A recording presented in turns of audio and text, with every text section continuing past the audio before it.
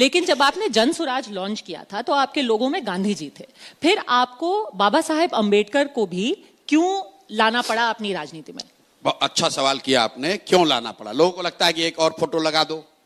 अब ये आपको सवाल ये भी पूछना कि सिर्फ 2 ही क्यों है, 3 क्यों नहीं है, तो उसको आप समझिए। 2 मिनट लगेगा आपको।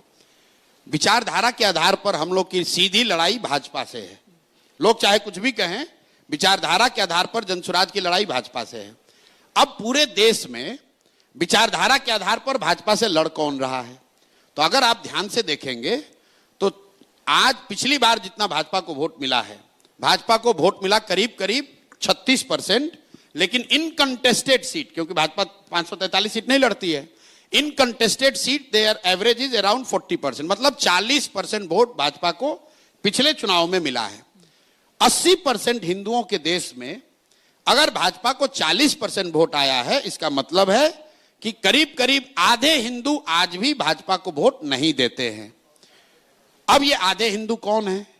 हम लोग की समझ ये है, मेरी समझ ये है कि आधे हिंदू वो हैं जो 4 भाग में बटे हुए हैं।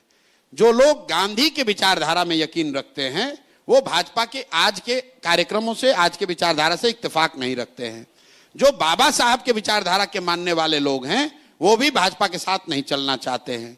जो कम्युनिस्ट विचारधारा के मानने वाले लोग हैं वो भी भाजपा के साथ नहीं है, चाहे किसी जाति के हों।